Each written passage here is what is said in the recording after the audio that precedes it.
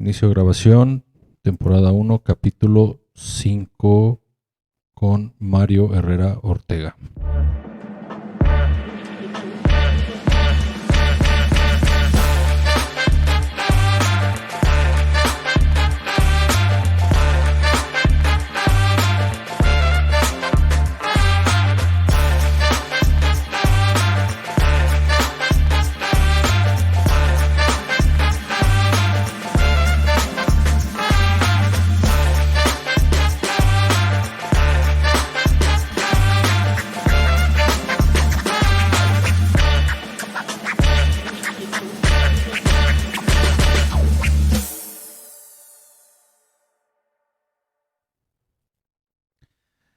¿Qué tal? Buen día a todos. Un gusto saludarlos nuevamente en un programa más de este podcast llamado Discusión y Resultados, un espacio para divulgar productos científicos y tecnológicos reportados por colegas, compañeros, amigos en publicaciones cientizadas.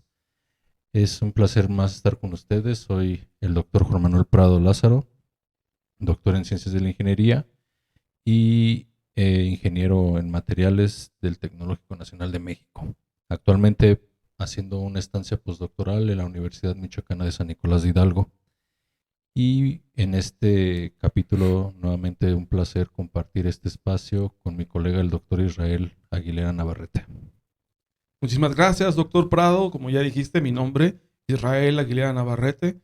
Soy doctor en tecnología avanzada y ingeniero mecánico de formación, especialista en diseño, así me ha llevado la vida. Hemos decidido crear este espacio para divulgar trabajos propios y de colegas sobre productos científicos y tecnológicos que han sido publicados de una manera indizada. O sea que fueron revisados por pares dentro de una publicación de carácter internacional. Juan, en la búsqueda de estos colaboradores, tengo entendido que hoy tenemos de invitado a un colega nuestro de aquí de la facultad, digámoslo así, que también es alumno de ya un viejo conocido de este grupo, el doctor Ángel. ¿Qué me puedes platicar de nuestro invitado del día de hoy? Sí, mire, el tema realizado es de su actual formación en el doctorado en Ciencias de la Ingeniería del Tecnológico Nacional de México, Tecnológico de Morelia. Es maestro en Ciencias en Metalurgia, Mario Herrera Ortega. Y pues veamos una pequeña semblanza del invitado. Nuestro invitado, Mario Herrera Ortega, es candidato a doctor en Ciencias de la Ingeniería, con especialización en simulación y modelación de procesos, por parte del Tecnológico Nacional de México Campus Morelia, de donde también se graduó de maestro en Ciencias así como de licenciatura. El maestro Mario actualmente es miembro activo del capítulo estudiantil Association for Iron and Steel Technology, del Instituto Tecnológico de Morelia, donde ha sido becado en 2 ocasiones en el programa STEAM Students y ha participado como ponente en el Congreso Internacional de la Sociedad de Minerales, Metales y Materiales. Actualmente, en el Instituto Tecnológico de Morelia ejerce como docente interino en el Departamento de Ciencias Básicas, impartiendo materias como cálculo integral, cálculo vectorial y álgebra lineal. Durante su carrera, el maestro Mario ha centrado su investigación en la simulación numérica y física de procesos de fabricación de acero, incluso desde sus prácticas profesionales en la Unidad Morelia del Instituto de Investigaciones en Materiales de la Universidad Nacional Autónoma de México. Resalta su tesis de licenciatura sobre el flujo generado electromagnéticamente en una cavidad cilíndrica, la cual fue resultado de un estudio experimental sobre la influencia de las fuerzas electromagnéticas en fluidos conductores. Recientemente ha publicado un trabajo sobre el efecto de la ubicación de adición de trazador en un horno-olla mediante modelado físico y numérico, trabajo que fue publicado en Iron Steel Institute Japan International. Su investigación actual se centra en la disolución de partículas sólidas sumergidas en metales líquidos en presencia de campos electromagnéticos. Maestro Mario, bienvenido a este espacio de discusión y resultados para poder divulgar los productos científicos y tecnológicos de amigos y colegas. Hola, ¿qué tal? Pues antes que nada, muchas gracias por la invitación. Estoy muy emocionado de estar aquí compartiendo con ustedes en este espacio. Gracias, Mario. Maestro Mario, casi doctor. Tengo entendido por ahí que estás a un poco más de un semestre por terminar tus estudios de doctorado. Eh, te estaremos apoyando de aquí entonces y para posteriormente recibirte y volverte a entrevistar. Agradezco tu presencia y el tiempo que te tomaste para este pequeño espacio. Pues como lo dijo bien el doctor Israel, es para dar a conocer los trabajos de compañeros, colegas que se han publicado en revistas internacionales. Entonces, pues nos tocará hablar de algo que publicaste. Bueno, maestro Mario, ya vamos a empezar de manera formal tu plática, bueno, nuestra conversación.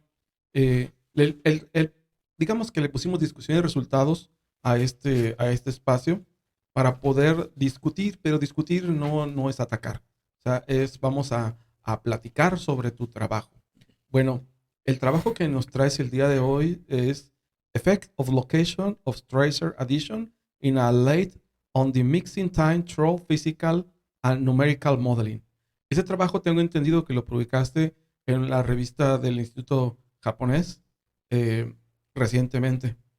La dinámica de nuestra plática va a consistir en que vamos a discutir tu trabajo, pero primeramente el doctor Prado y un servidor vamos a tratar de explicar qué es lo que entendimos de tu trabajo, porque nosotros ya leímos previamente tu paper y para entonces ya tenemos nosotros una idea de qué es lo que estás tratando de explicar y nosotros de entender. Bueno, cuando te hagamos las preguntas, tú siéntete libre de tomar el tiempo que gustes de respondernos. Además de tomarte tu tiempo, si necesitas alguna ayuda visual, háznoslo saber. Podemos apoyarte con figuras y parte de tu paper. Así que sin más ni más, doctor Juan, vamos a empezar con la discusión de su trabajo. Sí, gracias, doctor. Por ahí vamos a presentar tantito la portada del artículo.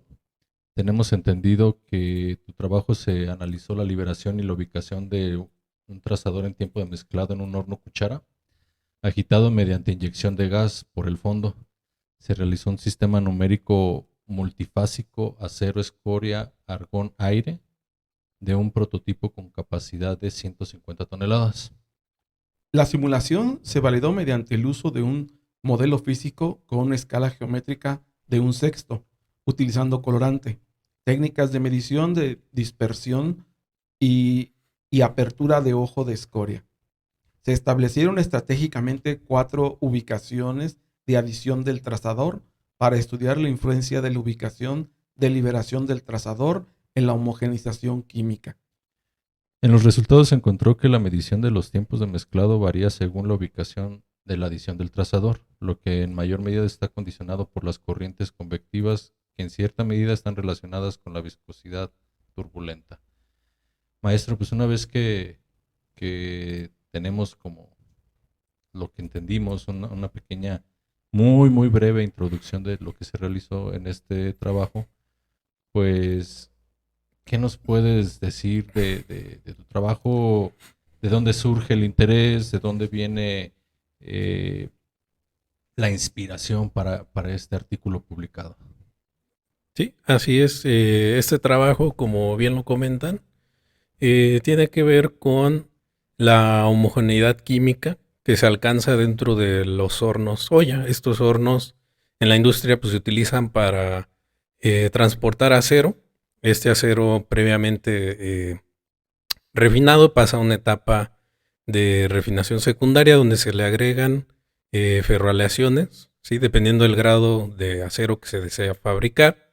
Y este es un paso muy importante dentro del proceso de fabricación de acero, ya que es uno de los últimos pasos donde se puede llegar a mejorar la composición química del acero.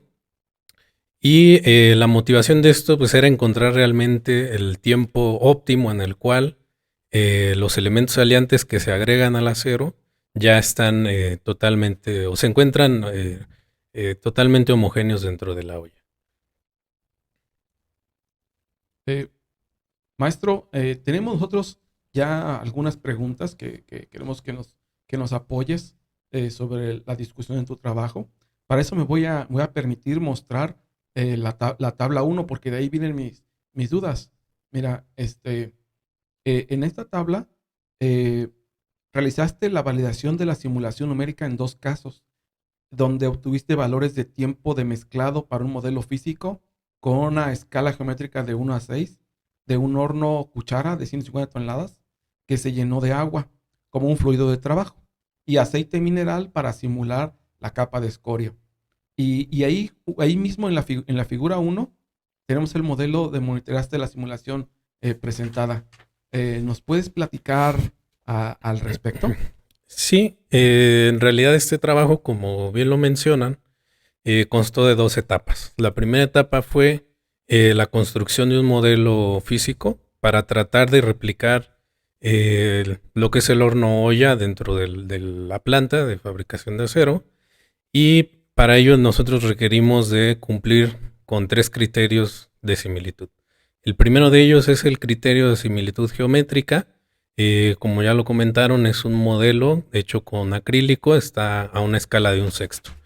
Esta olla en realidad en la industria pues es una olla que mide aproximadamente más de 2 metros de altura, cerca de 2 metros de diámetro, entonces es un contenedor bastante grande, tiene capacidad de 150 toneladas me parece, y lo que hicimos fue tratar de replicar primero de manera geométrica este reactor haciendo un modelo a escala. Después, el siguiente criterio de similitud fue el criterio de similitud dinámica, y para lo cual nosotros nos apoyamos de números adimensionales. En este caso, nosotros tenemos que comprobar que efectivamente el flujo de gas que se inyecta a través del fondo va a ser similar tanto en el modelo como en el proceso industrial. Ese número adimensional es el número de Froude, con el cual nosotros escalamos los flujos de gas. Ahí en la figura se puede ver en la olla del lado derecho cómo se está insuflando a través de un compresor aire al recipiente que está conteniendo agua. La razón por la cual usamos agua es que la viscosidad cinemática del acero a su temperatura de 1600 grados, más de 1650 grados, es muy similar a la del agua. Entonces, esperamos que el agua a temperatura ambiente se va a comportar de la misma manera que el acero. Y para nosotros simular la capa de la escoria superior, a través de esa similitud también de viscosidades cinemáticas, pues encontramos que hay ciertos aceites minerales que tienen una viscosidad cinemática similar a la de la escoria. Entonces, con esto ya logramos, una vez que nosotros tenemos similitud geométrica y dinámica, cumplimos con el criterio de similitud cinemática. Ok, Mario, muchas gracias por esa parte. De hecho, nos hablas de valores y de un modelo físico. También nos hablas de un colorante, de un trazador. ¿Qué nos puedes comentar de la técnica de dispersión de este colorante y cómo validaste estos patrones fluidinámicos obtenidos en la simulación?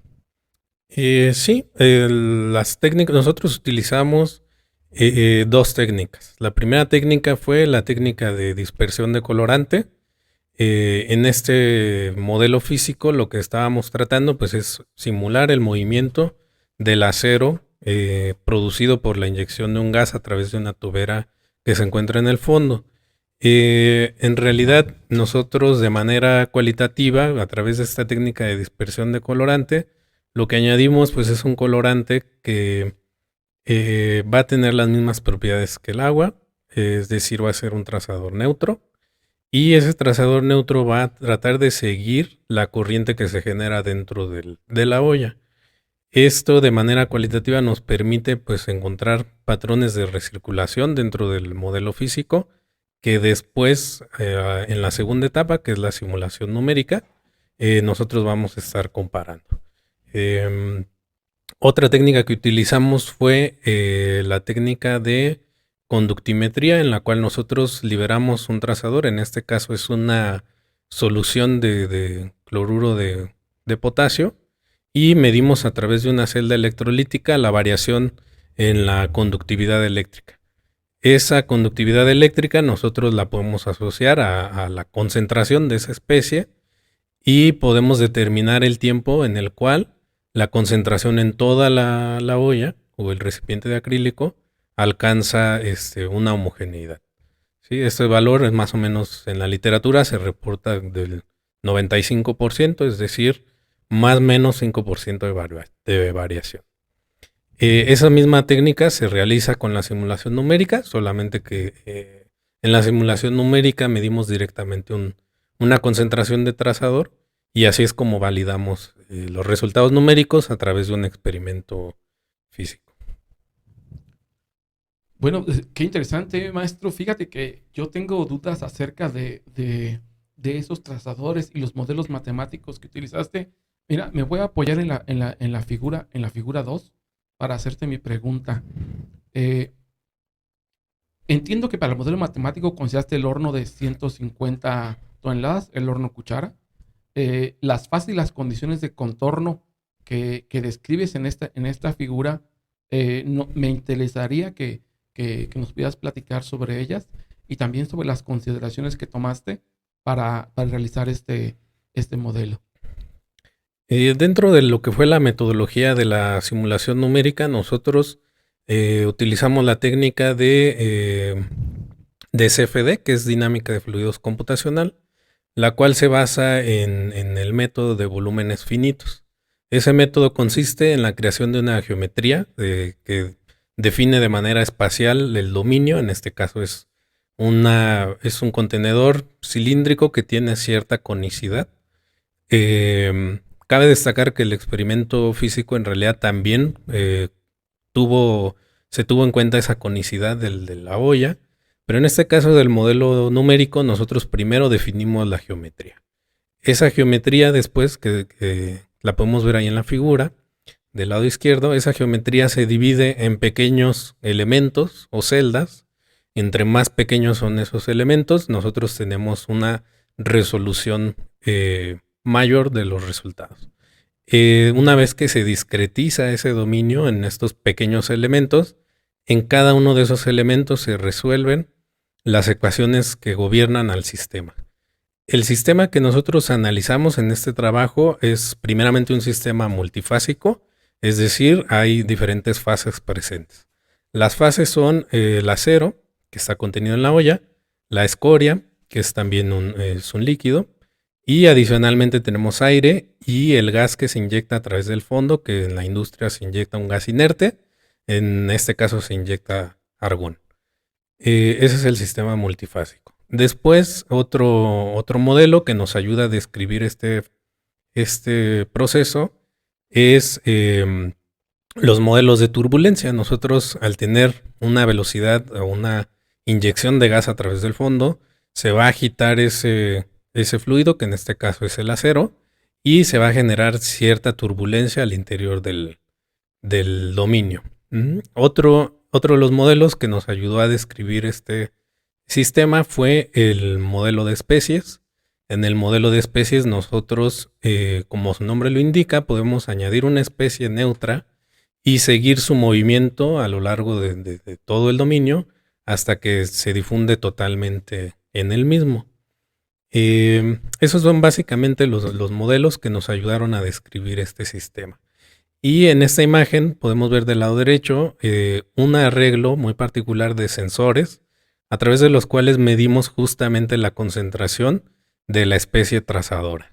Se trató de colocar sensores a diferentes niveles, diferentes alturas, y en un arreglo circular, y monitores al centro de la olla. Lo que queríamos aquí era tener como puntos lo más representativos posibles de todo el dominio para nosotros poder hacer el análisis de los tiempos de mezcla.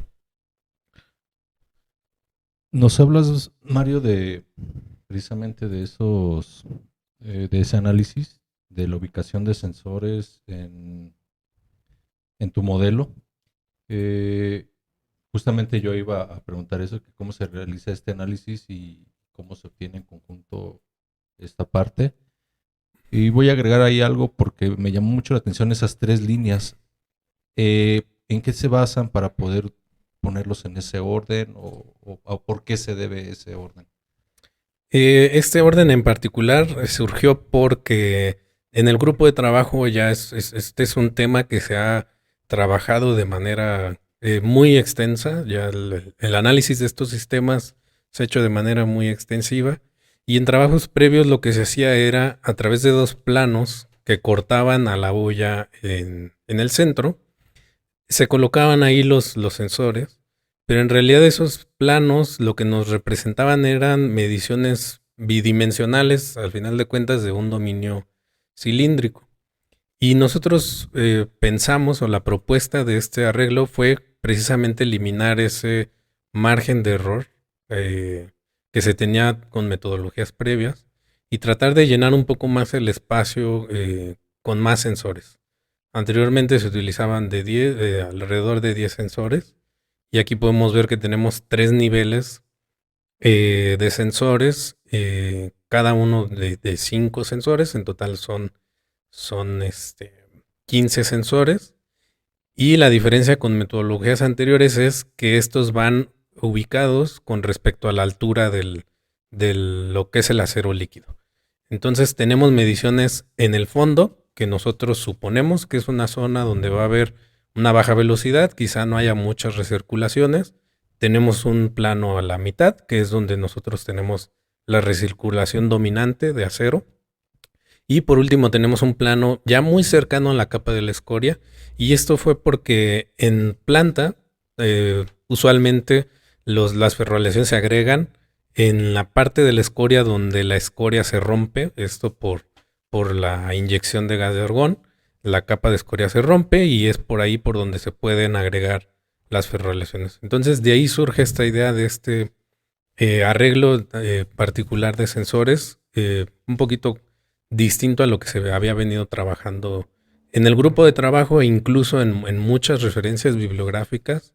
La cuestión de los planos que cortan a la olla es muy utilizado, pero aquí quisimos cambiar un poco la metodología.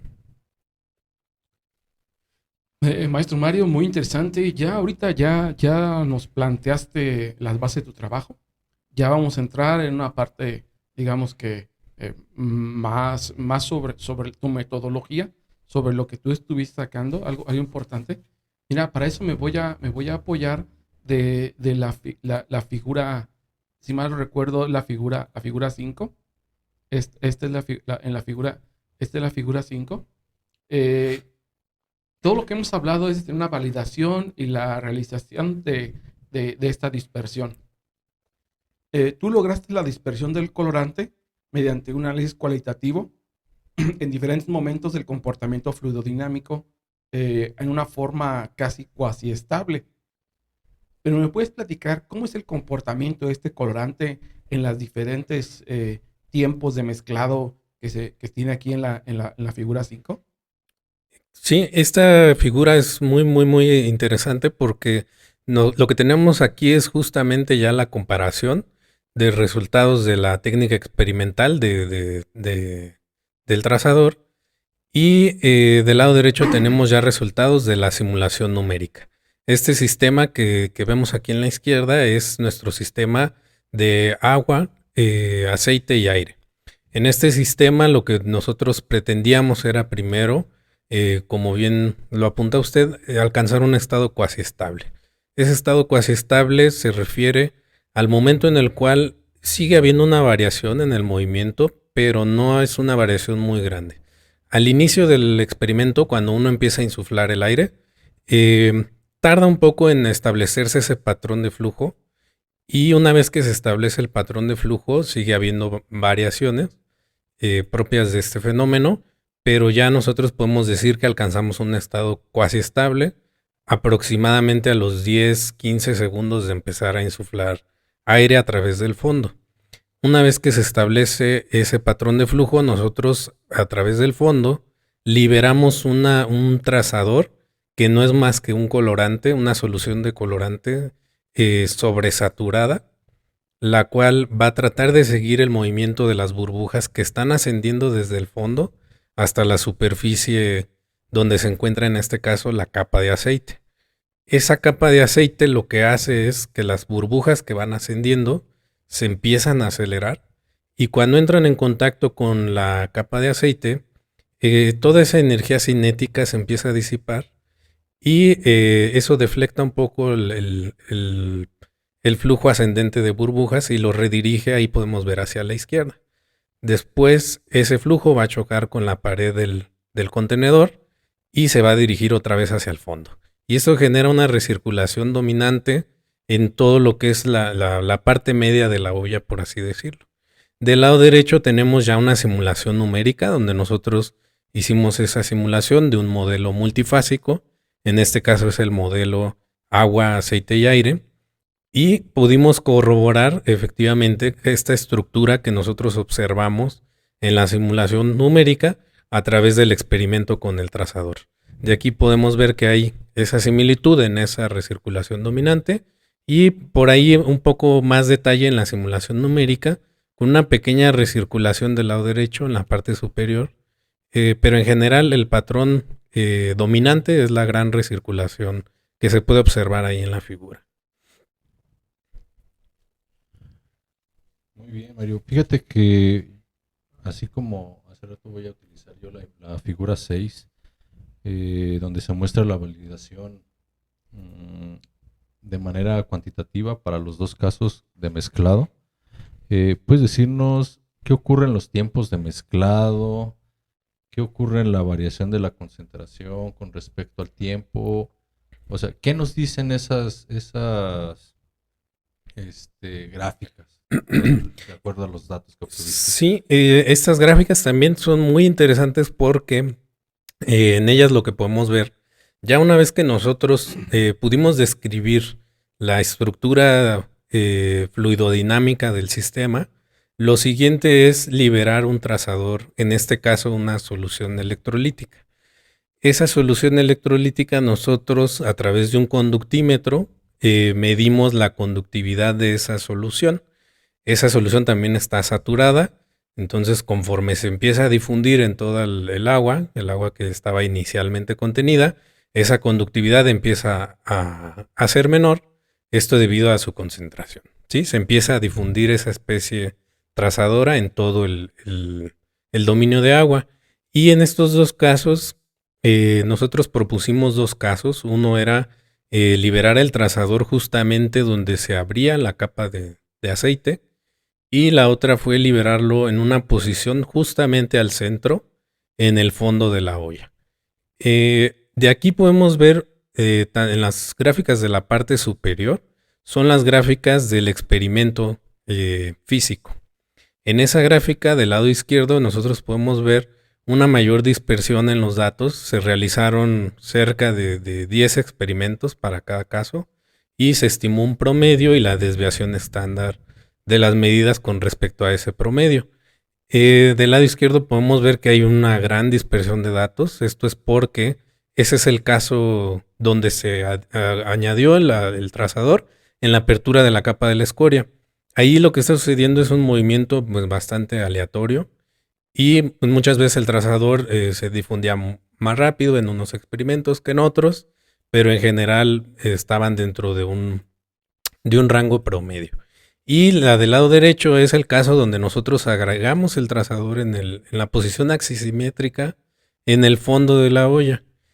Y lo que podemos ver o tratar de intuir nosotros de estos resultados es que esa dispersión menor se debe a que el trazador inmediatamente después de ser liberado se adhiere al movimiento o trata de seguir el movimiento de las burbujas que están ascendiendo y se empieza a mezclar de una forma un poco más homogénea en el dominio, y es por eso que la dispersión de los datos en ese caso es menor. Al estar más cerca de esa corriente que está arrastrando, por así decirlo, el trazador que nosotros estamos liberando. y se compararon, ahí se puede ver en la parte inferior, con los resultados análogos de esos dos casos, pero para la simulación numérica. Los dos casos restantes ya decidimos, era un caso de zona de baja recirculación y una zona de alta recirculación, que de manera experimental difícilmente nosotros podíamos realizar esa inyección. Entonces nosotros al tener la validación de dos casos, concluimos que los dos restantes se validaban con estos dos casos únicamente. Pues sí, estas partes cuantitativas resultan muy interesantes, perdón, porque así podemos saber las cantidades realmente de una manera gráfica, pero los comportamientos globales sobre los movimientos, vamos, la simulación de los movimientos es algo que, vamos, resalta mucho a la vista. A mí me gustaría que nos platicaras de esa parte. Mira, incluso a mí una cosa que me resultó muy llamativa es la figura 7. En esta figura 7 podemos ver los colorantes de cómo están moviendo, pero de una manera a través del tiempo. ¿Nos puedes platicar de qué es lo que pasa en esta situación ya involucrando que ya no sea cuasiestático, sino que dependa del tiempo? Sí, de hecho, este análisis también es bastante interesante porque igual en la simulación nosotros lo que tratamos de llegar es un estado cuasi estable. Nosotros a través de un análisis de la variación de la velocidad con respecto del tiempo determinamos que este sistema aproximadamente a los 20 segundos de simulación ya no hay mucha variación en los campos de velocidad. Nosotros detenemos la simulación en ese momento, desactivamos la ecuación de cantidad de movimiento y lo único que dejamos activo es el modelo de especies. En el modelo de especies hay que definir una especie neutra, en este caso el trazador. En ambas figuras podemos ver la primera imagen, es un tiempo cero o un tiempo inicial, donde se puede ver bueno, en realidad aquí vemos un círculo, pero en el modelo es una esfera. Es un dominio esférico donde nosotros determinamos que hay un 100% de esa especie trazadora. Podemos ver el caso 1 a la izquierda, que es la posición axisimétrica, el caso 2 en la derecha, en la posición de la apertura de la capa de la escoria. Estos resultados ya son del modelo que comprende al acero, la escoria, el argón y el aire. Y este trazador tiene las mismas propiedades físico-químicas del acero para que esto la convierta en una especie neutra.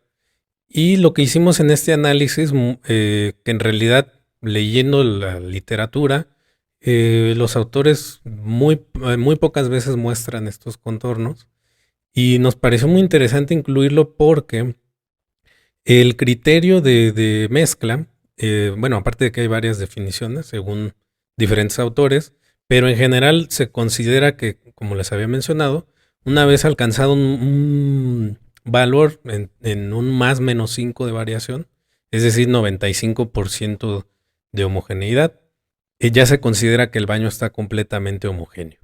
Pero nosotros encontramos que una vez alcanzado ese 95%, a través de estos contornos, nos fijamos que hay zonas donde sí, efectivamente excede, hay unas donde excede la concentración adimensional y hay otras donde ni siquiera la ha alcanzado. Entonces ese criterio, como se basa en un sistema de sensores, que era lo que comentábamos al inicio, puede tener cierto margen de error cuando uno no considera que esto realmente es un dominio tridimensional. Obviamente se vuelve impráctico pues rellenar todo el dominio con sensores. Se puede hacer, pero el cómputo se vuelve un poco más intensivo. Pero aquí nosotros con estas gráficas pudimos ver que aun cuando tú alcanzas ese criterio del 95%, habrá zonas donde realmente no estás alcanzando ese valor y quizá de manera errónea tú puedas decir que ya el acero está totalmente homogéneo. Esto ya en planta pues representa un problema importante porque ya de aquí tú pasas a colada continua y esa falta de homogeneidad química pues va en detrimento de las propiedades finales ya de tu producto solidificado. Entonces muchas veces ese parámetro donde nosotros decimos que a los tantos segundos alcanzas homogeneidad del 95%, pues quizá tu dominio tenga zonas donde realmente no lo has alcanzado, pero tus sensores ya te están diciendo que está totalmente homogéneo. Entonces este análisis a través de contornos pues fue parte importante de este paper, incluirla, y yo pienso que fue de lo que le dio un poco más de atractivo a la hora de ser publicado. Bueno, mencionas algo muy importante que es que ya en la industria de la parte del afino a la colada continua debe llegar, de hecho, a cierta temperatura. Ya debe de estar ajustado el acero a la calidad de acero que buscas, de acuerdo al producto final que vas a querer.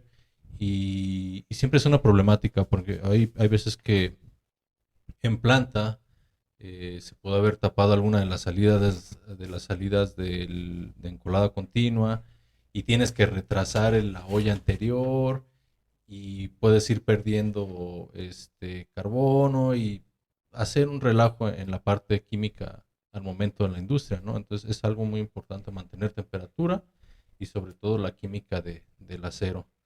Yo sé que hay autores que han mencionado que la energía cinética turbulenta, la viscosidad y el momento angular están asociados al fenómeno de la mezcla de lo que hemos estado hablando ahorita. Pero la viscosidad puede ser un parámetro importante con respecto al tiempo de mezclado. ¿A qué se debe realmente este fenómeno? Sí, nosotros al estar haciendo este trabajo nos dimos cuenta que dentro de la formulación del modelo de transporte de especies, hay una parte esencial de esa ecuación que gobierna a ese fenómeno de la liberación o bueno, del transporte de una especie química en otra, el cual tiene que ver con un número dimensional que es el número de Schmidt. Ese número de Schmidt le relaciona los esfuerzos viscosos, en este caso de viscosidad turbulenta, con un parámetro que es el coeficiente de difusión. Esta viscosidad turbulenta en realidad se formula mediante varios modelos. Nosotros utilizamos un modelo de 2 ecuaciones para el transporte, primero de la energía cinética turbulenta y segundo para la tasa a la cual se disipa esa energía cinética turbulenta.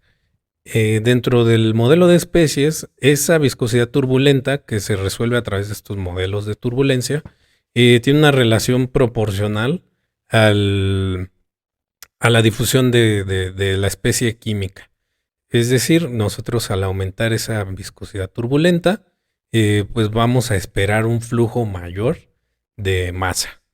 Y en esta imagen lo que podemos ver es justamente contornos de viscosidad turbulenta. Se nos hizo muy interesante o muy importante poder caracterizar este sistema además a través de de las propiedades del flujo turbulento.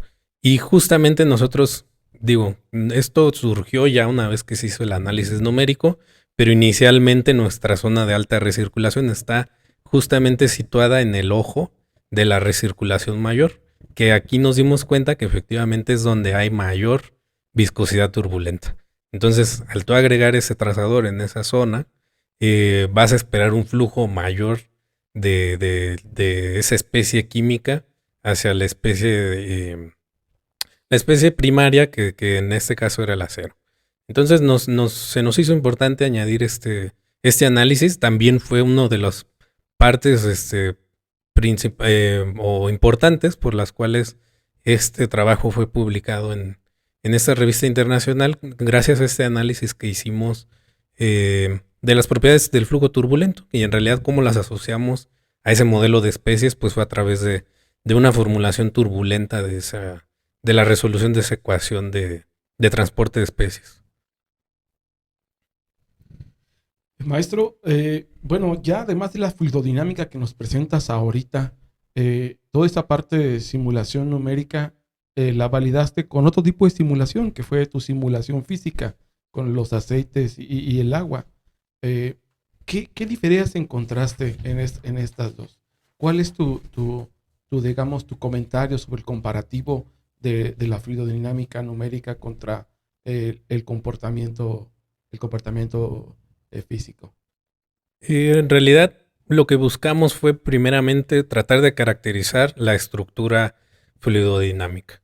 Eso lo logramos a través de la técnica de dispersión de colorante y vimos en realidad que el modelo de agua, tanto para la simulación numérica como física, mostró resultados muy similares.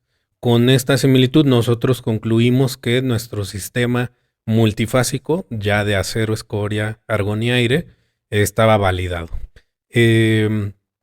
Luego la siguiente parte fue validar tiempos de mezcla, igual con la técnica de conductimetría que ya les platicaba anteriormente, y eso los resultados también se hicieron para los dos sistemas, el sistema de agua y aceite y el sistema de acero y escoria.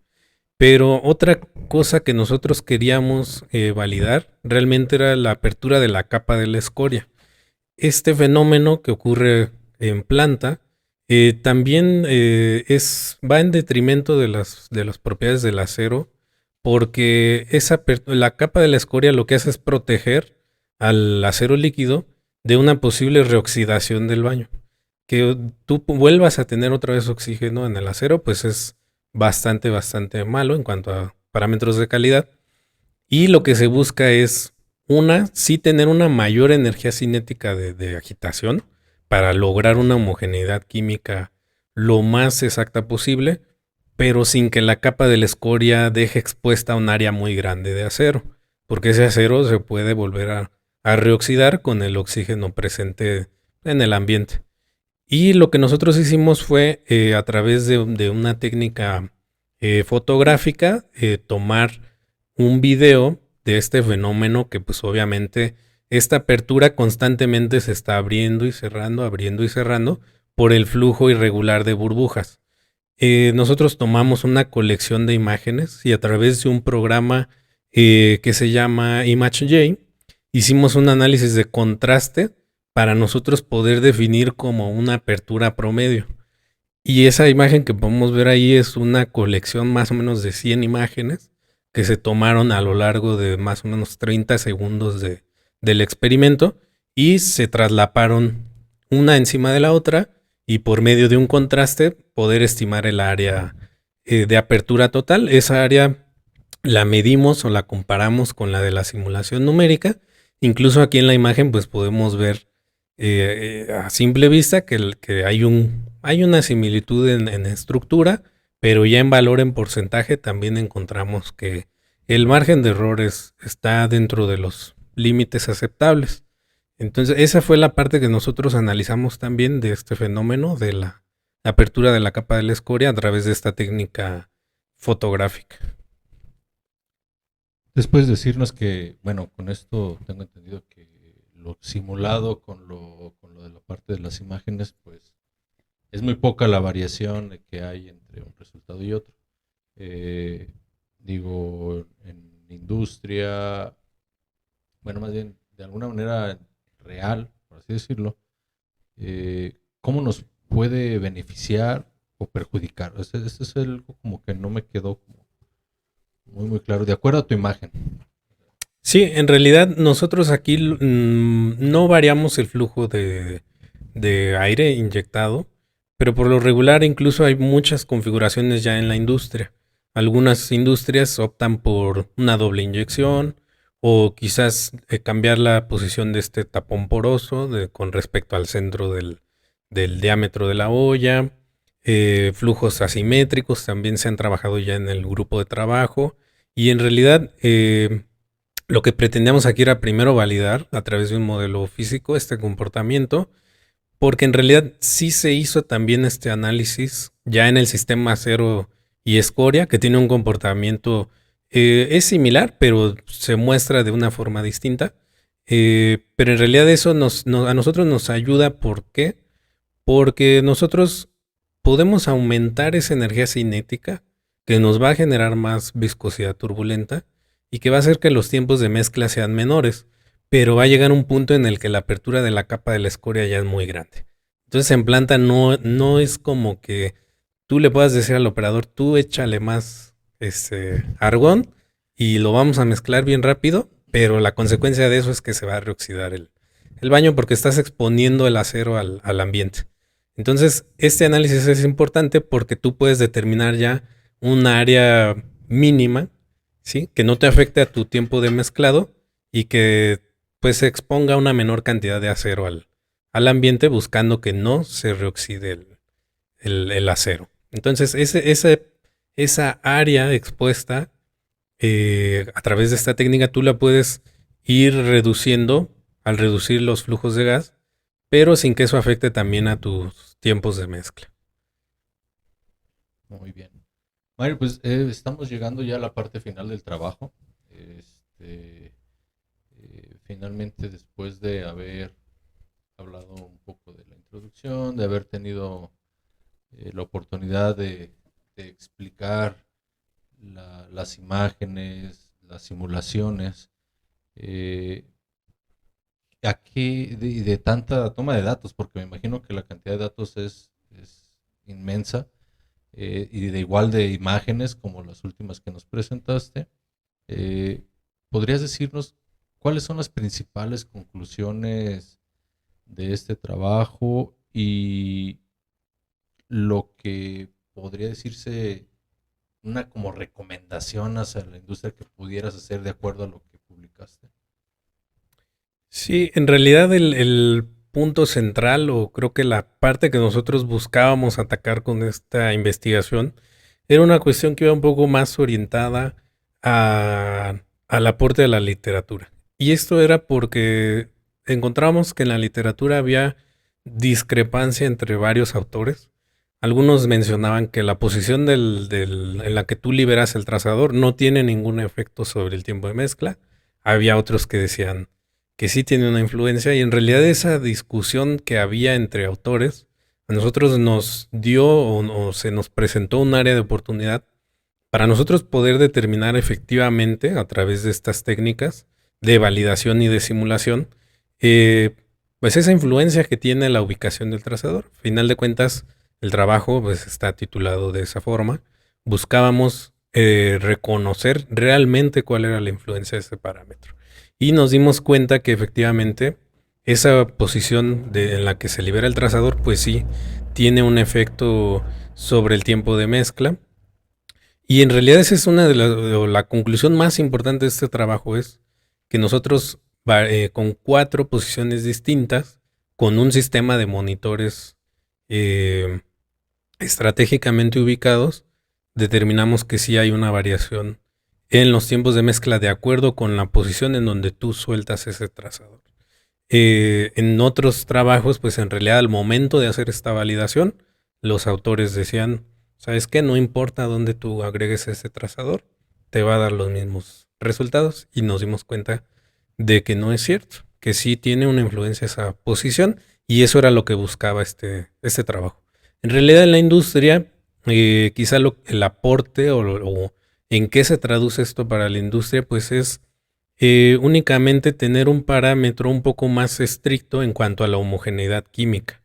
Esto lo vimos en los contornos porque aun cuando tú llegas a ese valor del 95% de mezcla, en los contornos vimos que en realidad, dado el arreglo, de que el arreglo, a final de cuentas, tú un punto estás midiendo, pues ni siquiera es como una dimensión, tú estás midiendo en un punto una concentración.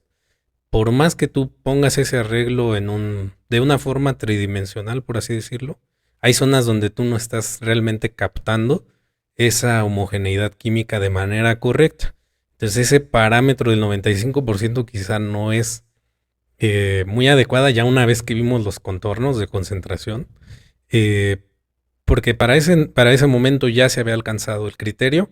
Sin embargo, en los contornos vimos que hay zonas donde la concentración sigue sin llegar a ese 95%. Entonces, esto quizá a la industria le dé un panorama un poco más exacto o un poco más amplio de esa homogeneidad química y el tiempo que toma alcanzarla.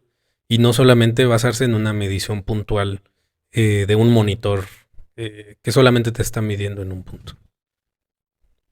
Sí, voy a tomarme la libertad de hacer una pregunta más, un poquito saliéndonos ya de esto, solo para decir, bueno, para preguntar. ¿Esto lo han ya realizado en la industria? O sea, ¿ustedes han captado este dato directamente en la industria o es toda la información que la industria te otorga o de una manera real se las otorga a la industria? No sé si me doy a explicar con mi pregunta.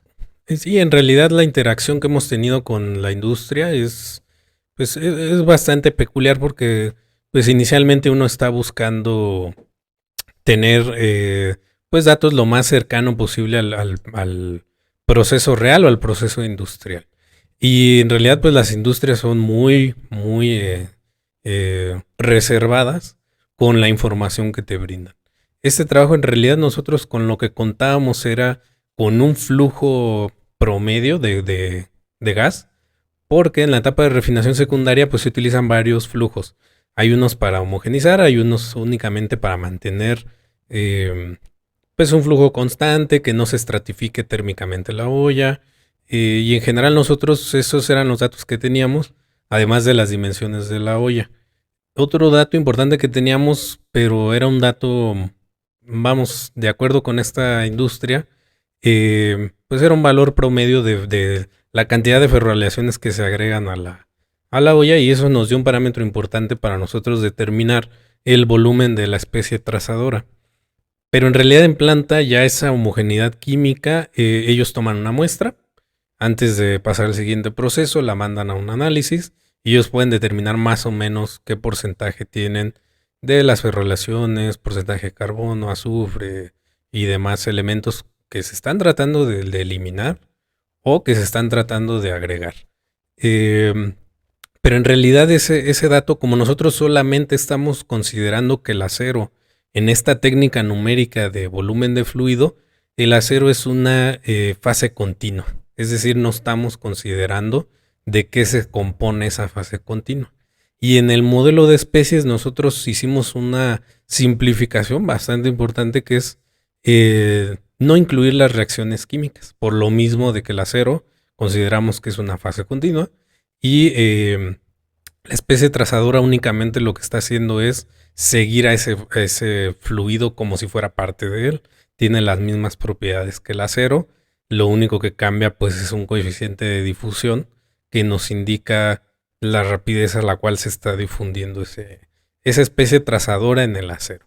Entonces este es un análisis mediante esta técnica que lo que buscaba era también poder tener la capacidad de reconocer la interfaz entre el acero y la escoria y la escoria y el aire para poder ver el fenómeno de la apertura de la capa de la escoria. Digamos, estos análisis se pueden realizar con mucha mayor exactitud, metiendo los componentes de la aleación de acero, de las ferroaleaciones y demás, pero en este caso lo que nosotros buscábamos era como poder caracterizar de forma integral este sistema desde la parte fluidodinámica y de homogeneidad química. Otro detalle que se puede observar al leer este artículo es que se realizó en estado isotérmico, es decir, no incluimos la resolución de la ecuación de energía. Entonces, sí se hacen varias simplificaciones porque el tiempo de cómputo de estos sistemas es bastante largo. Y otra cosa que vale la pena apuntar es aquí en los estudios pues, de posgrado, por lo regular es un alumno el que realiza o la simulación física o la simulación numérica. Y en este caso se realizaron las dos en un mismo proyecto y por eso se trató de simplificar de esa manera la simulación numérica para poder realizar ambos trabajos. En realidad son dos trabajos en uno, podríamos verlo así. Y es por ello que se llegó a la simplificación de varias cuestiones que iban a hacer que el cómputo fuera más intensivo. Muy interesante, maestro. Me gustaría compartir contigo, fíjate que yo me tocó hacer trabajos similares hace ya un par de décadas a lo mejor. Queríamos simular nosotros, estamos desarrollando un vehículo nuevo para el industria automotriz y estamos haciendo sus pruebas en túnel de viento. Para hacer los cambios nos era más fácil hacerlo a escala y hacíamos el vehículo a escala 1 a 20 lo manejábamos normalmente, ¿no? Y a esa escala lo metíamos no en el túnel de viento, porque en el túnel de viento no correspondía la densidad del viento con la escala que necesitamos. O sea que si el vehículo le hacíamos escala, también teníamos que hacer a escala nuestro flujo, nuestra viscosidad, nuestra densidad. Entonces, en lugar de utilizar túneles de viento, manejábamos túneles de agua y más pequeños, pero tampoco funcionaba el agua. Entonces, mejor metíamos glicerina. Entonces, le decíamos túneles de agua, pero son túneles de glicerina, la verdad. Y eso nos aproximaba más a dar la escala de viscosidad, velocidad, porque también nos era un problema dar la velocidad porque generamos turbulencia y cavitación incluso. Entonces se nos complica un montón hacer esas cosas. Entonces por eso nos fuimos a la glicerina, escala 1:20, y simulamos el vehículo en un túnel de viento. Ya después, ya cuando tenemos todos los cambios, porque en la etapa de desarrollo ingenieril teníamos que hacer muchísimos cambios porque marketing, porque diseño, porque producción, porque mil cosas, ¿no? Entonces, ya que teníamos eso terminado, ya lo podíamos mostrar ese vehículo. Quisimos aplicar esto a un proceso de soldadura por fricción revoltura, la friction steel welding, y meterle trazadores. Vamos, en lugar de hacer aluminio y soldar aluminio, la simulación la hicimos con plastilinas y meter trazadores de otros colores de plastilina, y simulábamos en LS-DYNA. Y la verdad, en LS-DYNA sí nos daba lo que nos debía dar en aluminio. Jamás nos dio la prueba física. Nunca pudimos dar la prueba física. Por eso, mis felicitaciones contigo, porque esto no es fácil lograrlo. Uno se lleva con muchos problemas de realización de la parte de la modelación física. Ahora solamente nos gustaría que nos compartieras sobre... sé ahorita que estás por concluir tu doctorado, pero nos interesa saber cuáles son tus líneas de trabajo, qué intenciones tienes, en qué pretendes seguir en esta carrera de académico o científico o ingeniero. ¿Cuál es tu intención más adelante?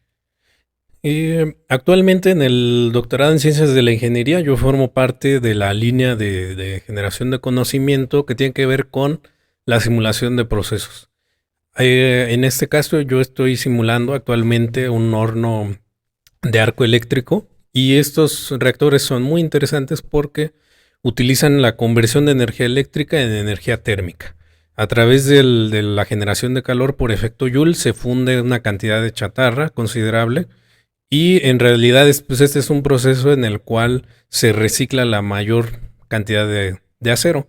Es un proceso muy importante para el reciclaje de acero, pero entran en juego ya fenómenos electromagnéticos, o como lo mencionaba, la generación de calor por efecto Joule, y además el trabajo se centra en la generación de un fenómeno muy interesante que se conoce como magnetohidrodinámica, el cual pues, es el movimiento de fluidos conductores en presencia de campos electromagnéticos.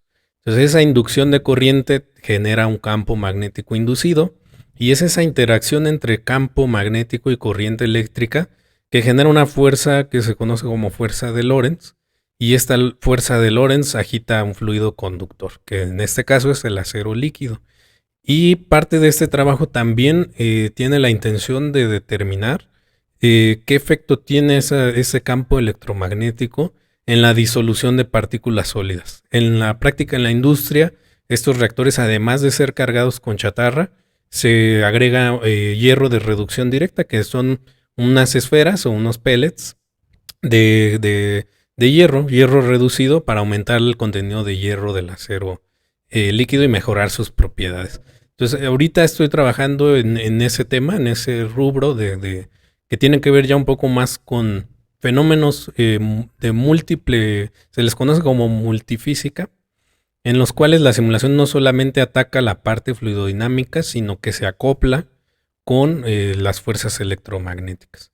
Ese es más o menos el tema de investigación en el que estoy trabajando ahorita, y en colaboración también con Jorge, un alumno de la maestría que está trabajando con agitación electromagnética. Estamos tratando de abrir camino un poco sobre esa dirección en la cual nosotros vemos la influencia de estas campos electromagnéticos en el acero en estado líquido. Durante el proceso de fabricación de acero, pues podemos ver que hay varios reactores o momentos en donde estas fuerzas son importantes. También en el molde de colada continua se pueden utilizar frenos electromagnéticos para tratar de reducir la velocidad a la cual se está vaciando el acero, y eso puede llevarnos a un perfil de solidificación más homogéneo a la hora de solidificación en el molde de colada continua. Entonces, esa es un área hacia la cual estoy tratando de enfocar mi esfuerzo ahorita en el doctorado y tratar de continuar sobre esa misma línea, pues en las etapas siguientes de mi formación como investigador.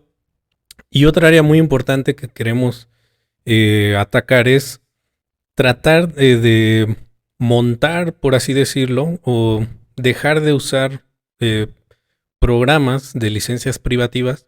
Y ahorita lo que estamos haciendo es trabajar un poco con un programa de código abierto, que es el OpenFOAM. Y ya incluso este trabajo que discutimos el día de hoy, ya se publicó en otro espacio de divulgación científica, a manera de artículo, en el cual hicimos una comparación entre los dos códigos computacionales, el ANSYS Fluent y OpenFOAM, y encontramos que OpenFOAM tiene en sus modelos multifásicos una mejor resolución de la apertura de la capa de la escoria. Entonces, no solamente es un programa que nos ofrece una libertad presupuestaria, por así decirlo, porque es un software gratuito, sino que además ya vimos que se ajusta un poco más a los resultados experimentales que ya obtuvimos en este trabajo, y nos parece que es un área bastante, bastante interesante en la cual nosotros podamos migrar de un programa cuyo costo de la licencia es elevado y empezar a utilizar ya software libre. Entonces esa es una de las metas que yo tengo propuestas para empezar a trabajar o migrar ya estos modelos multifásicos a una plataforma de código abierto. Vaya, pues interesante esta última parte, la verdad. Esperemos que en algún futuro, la siguiente temporada, nos puedas compartir ese artículo de la comparativa de los dos software que utilizaron, porque pues es un tema bastante interesante. De hecho, aquí con el doctor Israel nosotros tratamos de utilizar lo menos posible softwares donde se tenga que utilizar una licencia, ¿no? Tratamos de utilizar Creo que ya no tenemos ninguno.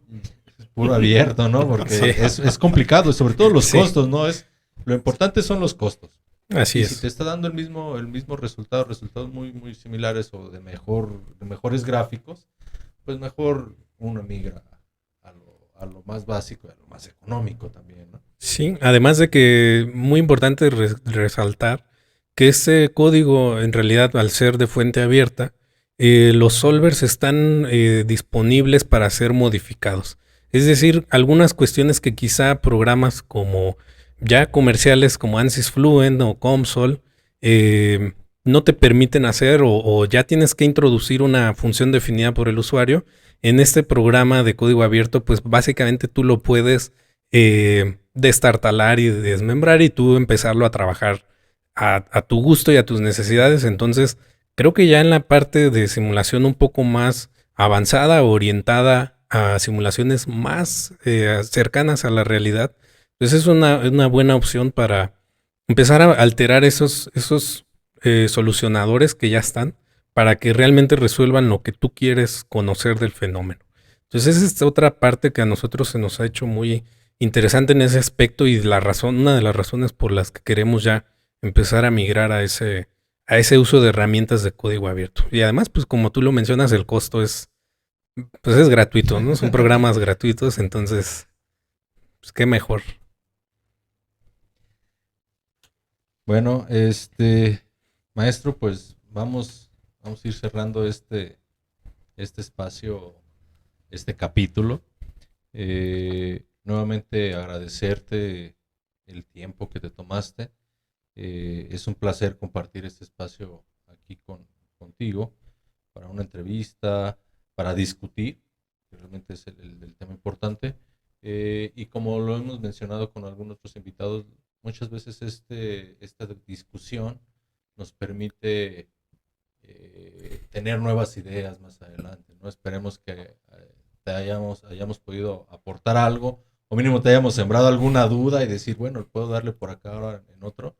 Y también nuevamente, pues, tenerte en próximos capítulos con más de tus trabajos publicados, recordando pues que de aquí se trata, este programa, este podcast se trata de, por cada artículo que publicas, es un capítulo para nosotros, ¿no? Entonces, mientras tú publiques, nosotros te estaremos haciendo llegar la invitación y bueno, pues a manera de como de retroalimentación, ¿con qué te quedas de esta dinámica que tuvimos el día de hoy?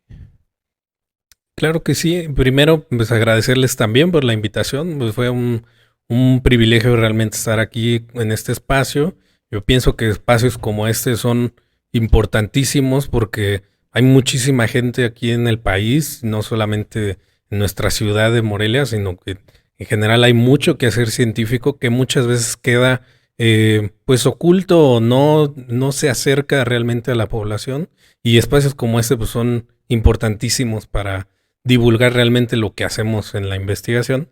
Y pues me parece que es una dinámica muy, muy, muy atractiva, como tú bien lo dices, de tratar de acercar a otro tipo de audiencia a tu trabajo.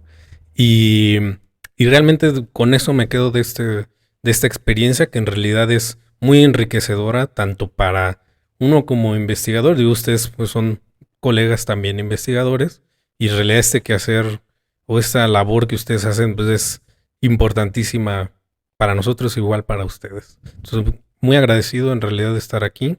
Y sí, me parece que es un esfuerzo muy, muy, muy grande el que hacen ustedes, que es de reconocerse, y ojalá que llegue a la mayor cantidad de gente posible este programa.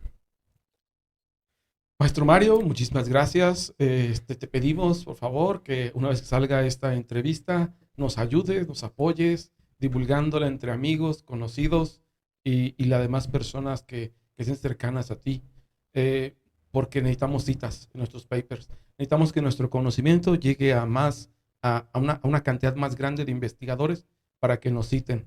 Porque como decimos en este podcast, los premios Nobel no lo dan al que trabaja más, sino al que citan más. Entonces necesitamos citas en los futuros trabajos. Muchísimas gracias. Maestro, pues nuevamente muchas gracias por el tiempo. Al doctor Israel, muchas gracias por este tiempo también que se permitió para un capítulo más. Le recordamos a la gente que nos ve, a la gente que nos escucha, que la información de las personas involucradas en este capítulo, en este caso el maestro Mario, el doctor Israel, aparecerá en la descripción de abajo. Aparecerá por ahí el ORCID, el ResearchGate. En el caso del trabajo, pues aparecerá el número de hoy para que puedan descargarlo y vean la manera de citar tu trabajo.